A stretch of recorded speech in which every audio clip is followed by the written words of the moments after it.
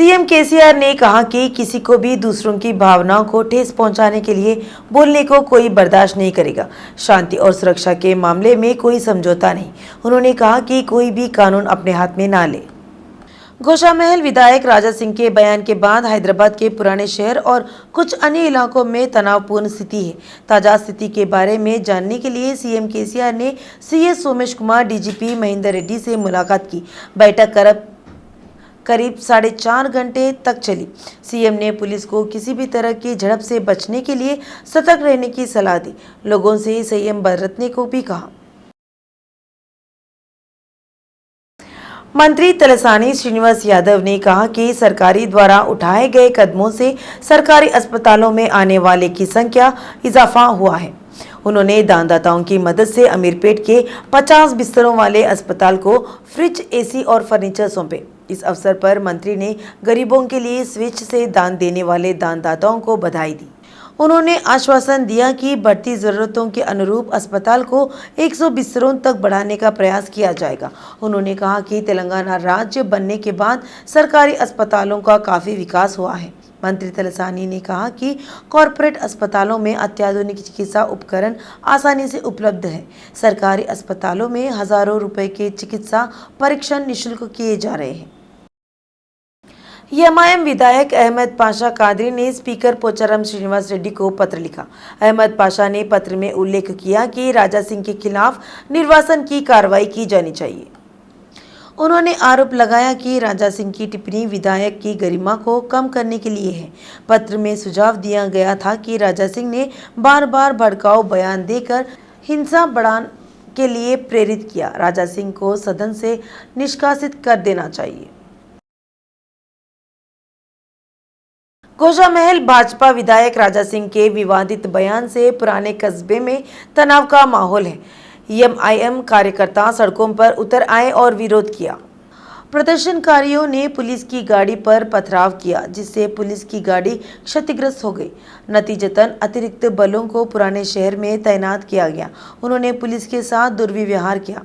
युवकों ने पुलिस वाहन पर पथराव किया। पुराने शहर में पहले से ही पुलिस की भारी तैनाती की गई थी।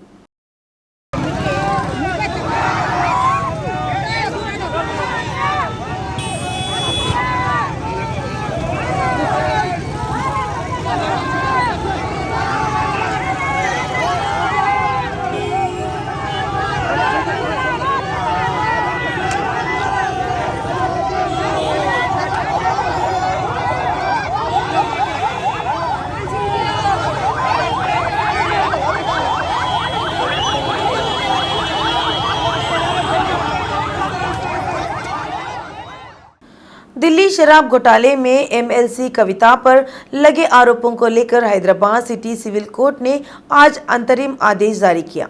कोर्ट ने अपने आदेश में कहा कि कविता को लेकर आगे कोई आरोप नहीं लगाया जाना चाहिए। कोर्ट ने न सिर्फ मीडिया में बल्कि सोशल मीडिया पर भी कविता पर कोई टिप्पणी नहीं करने का आदेश जारी किया है। कविता ने सिटी सिविल कोर्ट में बीजेपी की दिल्ली सांसद चंचला के खिलाफ याचिका दायर कर आरोप लगाया कि दिल्ली में सामने आए शराब घोटाले में कविता की भूमिका है। याचिका पर सुनवाई करने वाली अदालत ने कविता पर आरोप लगाने वाले सांसदों को नोटिस जारी किया। मामलों को आगे की सुनवाई के लिए 13 सितंबर तक के लिए स्थगित कर दिया गया। रियल एस्टेट कारोबारी, बिल्डर और ठेकेदार अपनी मर्जी से बोरहोल खोदकर वाल्टा एक्ट तोड़ रहे हैं। इससे आम लोगों तक भूजल नहीं पहुंचे पाने का खतरा बना हुआ है। यह घटना मेडचल जिले के नाचारम इलाके की है। शहर में भूजल को बचाने के लिए एक तरफ संबंधित अधिकारी कदम उठा रहे हैं, लेकिन शहर में खोदे जा रहे अवैध बोरवेल को रोकने में अधिकारी नाकाम है। वाल्टा एक्ट का उल्लंघन कर अवैध रूप से दसियों बोरे खोदे जा रहे हैं। विशेष रूप से छुट्टियों के दौरान अवैध बोरहोलों की संख्या को 2 गुना होने से रोकने में अधिकारी असमर्थ हैं। नियम विरुद्ध कार्रवाई करने के अलावा हजारों फीट बोरहोल खोदे जा रहे हैं और कॉलोनियों में पीने का पानी की जरूरत के लिए बने बोरहोल भी बेकार हो गए हैं। स्थानीय लोगों ने आशंका जताई कि अगर ऐसे ही चलता रहा तो भूजल स्तर काफी नीचे चला जाएगा। स्थानीय लोगों ने संबंधित अधिकारियों से इसे रोकने के लिए तत्काल कदम उठाने का अनुरोध किया। स्थानीय लोगों ने इस बारे में कई बार शिकायत कर चुके हैं, लेकिन एमएमओ गौतम कुमार और आरआई सुजाता इस पर ध्यान नहीं दे रहे हैं। ग्रेटर हैदराबाद नगर निगम की मेयर गदवाल विजयलक्ष्मी कोरोना से संक्रमित है। मेयर ने ट्वीट किया है कि कोविड के लिए सकारात्मक परीक्षण किया गया है। उन्होंने स्पष्ट किया कि वह अब स्वस्थ है। मेयर ने सुझाव दिया कि जो भी लोग उनसे हाल ही में मिले हैं उन्हें कोविड टेस्ट करवाना चाहिए और सावधानी बरतनी चाहिए। महापौर विजयलक्ष्मी का कोरोना टेस्ट पॉजिटिव आया है, इसलिए इस महीने की 29 तारीख को होने वाली जीएचएमसी की आम बैठक स्थगित कर दी गई है। अधिकारियों ने बताया कि गणेश चतुर्थी उत्सव के बाद आम सभा आयोजित करने की संभावना है। लाइफ स्पैन प्राइवेट लिमिटेड ने विश्व मुक्केबाजी चैंपियन निखत जरीन को अपना ब्रांड एम्बेसडर नियुक्त किया है। हैदराबाद स्थित life span private limited nutraceutical, herbal, Ayurvedic और व्यक्तिगत देखभाल उत्पादों के भारत के सबसे बड़े निर्माताओं में से एक है। वर्तमान में कंपनी ने विश्व मुक्केबाजी चैंपियन निखत जरीन को अपना ब्रांड एम्बेसडर घोषित किया है। Narendra Ram Nambula, head of life science और निखत जरीन ने हैदराबाद के माधापुर में अपने कॉर्पोरेट कार्यालय में आयोजित कार्यक्रम में भाग लिया। लाइफ स्पैन प्राइवेट लिमिटेड के अध्यक्ष प्रबंधन निर्देशक नरेंद्र राम नाम्बुला ने इस अवसर पर खुशी व्यक्त करते हुए कहा कि निखत जरीन आज भारत की अग्रणी महिला मुक्केबाज हैं, जिन्हें दुनिया पर गर्व है। कहा कि निखत के अलावा कोई भी ब्रांड एम्बेसडर के रूप में लाइफ स्पैन प्राइवेट लिमिटेड का प्रतिनिधित्व करने के लिए न्याय नहीं कर सकता है। अब तक हम B2B व्यवसाय में हैं और अब हम B2C व्यवसाय में भी प्रवेश कर रहे हैं और हम अपनी सभी उत्पादों को पहले लक्ष्य के रूप में तेलंगाना और आंध्र प्रदेश के लगभग 25,000 सेंटरों में लॉन्च करने जा रहे हैं। उसके बाद उन्होंने पूरे भारत में 1 लाख स्टोर के साथ विस्तार करने की योजना बनाई है।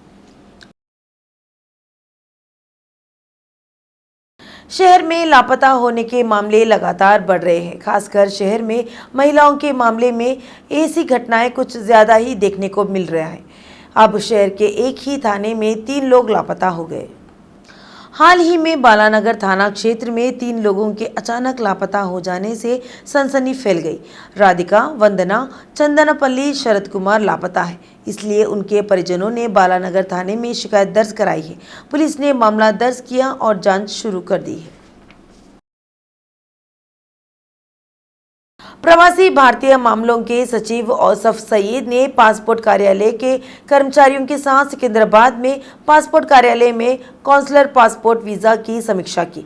पासपोर्ट आवेदकों को प्रदान की जाने वाली सेवाओं, कौशल प्रशिक्षण कार्यक्रमों और अन्य मुद्दों पर चर्चा की।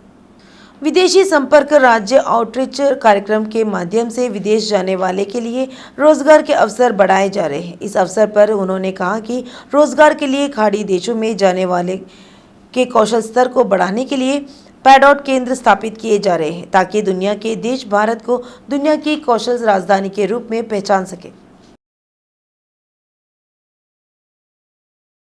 तेलंगाना के डॉक्टर पटिपाका मोहन को केंद्रीय साहित्य अकादमी 2022 बाल साहित्य पुरस्कार के लिए चुना गया है। इस मौके पर सीएम केसीआर ने खुशी जाहिर की है। मोहन द्वारा लिखित माला तथा बापूजी गया के लिए पुरस्कार मिलने बड़ी बात है। केसीआर ने कहा कि तेलंगाना के साहित्यकार को गांधी जी पर उनके बच्चों के साहित्य के लिए केंद्रीय साहित्य अकादमी पुरस्कार के ने स्वतंत्र भारत के वज्रोत्सव के अवसर पर सुंदरता को जोड़ा है। इस अवसर पर सीएम केसीआर ने स्वर्गीय सिनारे के शिष्य और सिरसिला चनेटा परिवार से ताल्लुका रखने वाले पटिपाका मोहन को साहित्य के क्षेत्र में और ऊंचाइयों पर चढ़ने और तेलंगाना में साहित्य के क्षेत्र में और अधिक सफलता लाने की कामना है।